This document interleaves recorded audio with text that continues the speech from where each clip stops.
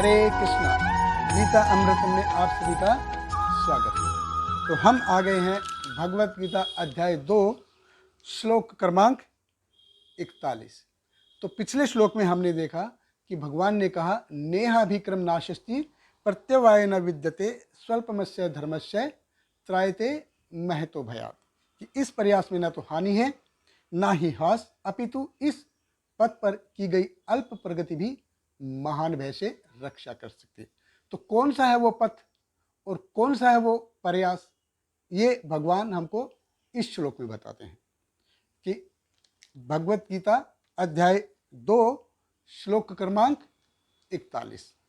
तो भगवान कहते हैं व्यवसाय आत्मिका बुद्धिर एके ही कुरु नंदन बहुशाखा ही अनंताश्च बुद्ध्यो अव्यवसायी नाम, कि जो इस मार्ग पर चलते हैं वे प्रयोजन में दृढ़ रहते हैं और उनका लक्ष्य भी एक होता है।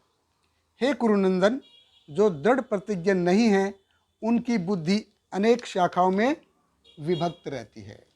तो भगवान हमको बताते हैं कि इस जन्म में हमको भगवान की सेवा कैसे करनी चाहिए, कैसे हम भगवान को खुश कर सकते हैं, कैसे हम भगवान को प्रसन्न कर सकते हैं। तो श्रील प्रभुपाद जी कहते थे कि ये वो श्लोक है कि जिसने मुझे 70 साल की उम्र में पाश्चात्य देशों की यात्रा करवाई, बिना किसी सपोर्ट के, बिना किसी पैसे के, बिना किसी बैक सपोर्ट के, और इस्कॉन को स्थापित करने में कितनी मेहनत करनी पड़ी। तो विश्वनाथ चक्रवर्ती ठाकुर जी हैं जो वैष्णव गौड़ीय वैष्णव के एक महान आचार्य हैं।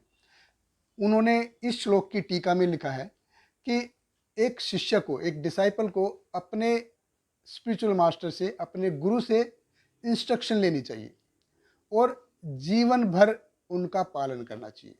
दैट इज सरेंडर, कि भगवान गुरु को सरेंडर कर दिया और जो इंस्ट्रक्शन गुरु ने दी है उनका अपना तन मन, अपनी अंतर आत्मा से उन इंस्ट्रक्शन का पालन किया जाए। दैट इज कॉल्ड व्यवसाय आत्मिका बुद्धि। उसको व्यवसाय आत्मिका बुद्धि कहा जाता है। तो हम बिजनेस क्यों करते हैं? कोई भी बिजनेस क्यों करता है? बेसिकली प्रॉफिट के लिए करेगा। अगर प्रॉफिट ही नहीं हो तो फिर बिजनेस करने का फायदा क्या है? तो बिजनेस कोई भी करता है प्रॉफिट के लिए। तो इस बिजनेस में ये जो है व्यवसाय, व्यवसाय का मतलब होता है बिजनेस, यानी कि, और उसमें भी प्रॉफिट होना चाहिए। तो प्रॉफिट क्या है? भगवान की प्रसन्नता। तो हम भक्ति क्यों करें? ये भक्ति ही है। व्यवसाय आत्मिका बुद्धि मतलब भगवान की सेवा करनी है, भक्ति करनी है। क्यों करें हम बुद्धि? मुनाफे के लिए। और मुनाफा क्या है? भगवान की प्रसन्नता। तो हमको सेवा करनी है, भगवान के लिए काम करना है। किस लिए करना है? प्रॉफिट क्या है? भगवान की प्रसन्नता। तो यही हमारा एम होना चाहिए कि हमको भगवान को प्रसन्न करना है। हमको डिग्री मिल जाए, हमको शादी मिल जाए, हमारे बच्चों का ये हो जाए, वो हो जाए, ये सब नहीं। हालांकि भगवान सब कुछ करवाएंगे, वो भगवान सब कुछ उसमें करवाते हैं, लेकिन हमारा एम ये नहीं होना चाहिए। हमारा एम होना चाहिए, अगर हमको भक्ति करनी है, व्यवसाय आत्मिका बुद्धि के हिसाब से भक्ति करनी है, तो एम हमारा क्या होना चाहिए? भगवान की प्रसन्नता होनी चाहिए। तो श्रील प्रभुपाद जी इसमें चैतन्य चरितमृत से कोट करते हैं। वो कहते हैं, चैतन्य चरितमृत में कहा गया है, श्रद्धा शब्दे विश्वास कहे सुदृढ़ निश्चय, कृष्ण भक्ति के लिए सर्वकर्म कृत्य है। कृष्ण भक्ति के लिए सर्वकर्म कृत्य है, कि अगर भगवान कृष्ण की सेवा कर ली, अगर भगवान कृष्ण के लिए कर्म कर दिया, ये भगवान में इतना विश्वास होना चाहिए हमको। श्रद्धा मीन्स फेथ, विश्वास, भरोसा। अगर हमको भगवान में भरोसा है तो भगवान फिर सब करेंगे, टेक केयर सब भगवान करेंगे, ये भगवान देखेंगे, उसका सब कुछ भगवान देखेंगे। हमको उसकी चिंता करने की जरूरत नहीं है। ये हमको पूरा भरोसा होना चाहिए। तो ये श्रद्धा हमारी होनी चाहिए भगवान में। दैट इज कॉल्ड व्यवसाय आत्मिका बुद्धि। तो जैसे कोई बच्चा है, पिताजी की सेवा करता है, तो पिताजी की सेवा करता है तो उसको ये चिंता नहीं रहती कि पिताजी शाम को खाना मिलेगा क्या, कल सुबह खाना मिलेगा क्या, मेरे स्कूल की फीस जाएगी क्या, उसको कोई चिंता नहीं है। वो जस्ट अपना पिताजी की सेवा कर रहा है, बाकी सारा काम पिताजी खुद देखेंगे। ऐसे ही हमको होना चाहिए कि हमको सिर्फ भगवान की प्रसन्नता के लिए काम करना चाहिए, भगवान की सेवा के लिए काम करना चाहिए, बाकी सारा टेक केयर भगवान कृष्ण खुद करेंगे। पिछले श्लोक में जैसे बोला कि नेहाभिक्रम नाशस्ति प्रत्यवाय न विद्यते स्वल्पमस्य धर्मस्य त्रायते महतो भयात्, कि इस जन्म में अगर हम 10% भक्ति कर पाए हैं तो अगला जन्म हमको जब मिलेगा तो उसमें 11 से शुरू होगी। तो हमारा जो अचीवमेंट है, हमारा जो प्रॉफिट है, सबसे बड़ा प्रॉफिट क्या है, सबसे बड़ा अचीवमेंट क्या है, भगवान की प्रसन्नता। तो ये भगवान खुद देखेंगे। फिर हो सकता है उसमें थोड़ा बहुत देर लग जाए, बाकी हमारे कर्मों के हिसाब से, बाकी भगवान सब कुछ कर सकते हैं। तो ये जो व्यवसाय आत्मा की जो डेफिनेशन है, ये हमको कैसे आती है, ज्ञान के स्तर पे आती है।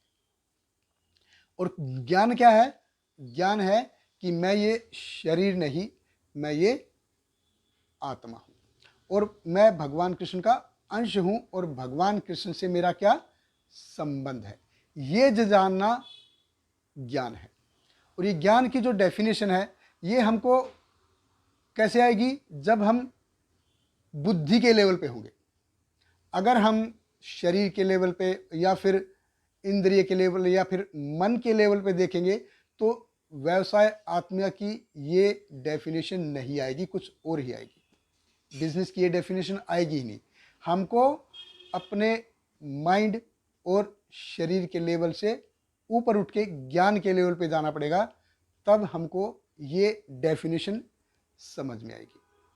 और ये डेफिनेशन हमको समझाएगा कौन, उसके लिए हमको चाहिए एक स्पिरिचुअल मास्टर, एक आध्यात्मिक गुरु, जो हमको स्टेप बाय स्टेप बताए, स्टेप बाय स्टेप। जैसे हम नर्सरी में पढ़ते हैं, फिर नर्सरी से फिर प्राइमरी सेक्शन में जाते हैं, फिर 10वीं में जाते हैं, 12th में जाते हैं, फिर डिग्री कॉलेज में जाते हैं, तो स्टेप बाय स्टेप गुरु होते हैं। लेकिन ऐसा नहीं है कि हम कॉलेज जाने के बाद भी हम जो नर्सरी में जो हमको केजी में जो पढ़ाता था उसी टीचर के पीछे लगे रहे।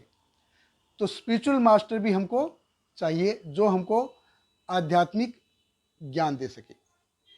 और स्पिरिचुअल मास्टर कैसा होना चाहिए, उसकी दो क्वालिटी है, एक है श्रोतम, दूसरा है ब्रह्मनिष्ठम। श्रोतम मतलब उसने परंपरा से सुना है, ये ज्ञान जो है परंपरा से सुना है, अपने गुरु से सुना है। और ब्रह्मनिष्ठम जो सुना है उसका उसने जीवन भर पालन किया है, उस पथ पे वो चला है, जिसकी वजह से उसको ये ज्ञान मिला है। तो वो गुरु जब हमको डेफिनेशन बताएगा तभी हमको ज्ञान के बल पे ये डेफिनेशन समझ में आएगी कि व्यवसाय आत्मा की बुद्धि की ये डेफिनेशन होती है कि हमको ज्ञान के स्तर पे आके देखना है और इस जन्म में हमको भगवान की सेवा कैसे करनी है, भगवान को कैसे प्रसन्न करना है।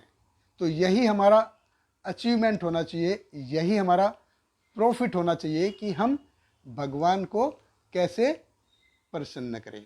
बहुत बहुत धन्यवाद। हरे कृष्णा। हरे कृष्णा कृष्ण कृष्ण हरे हरे, हरे राम राम राम हरे हरे।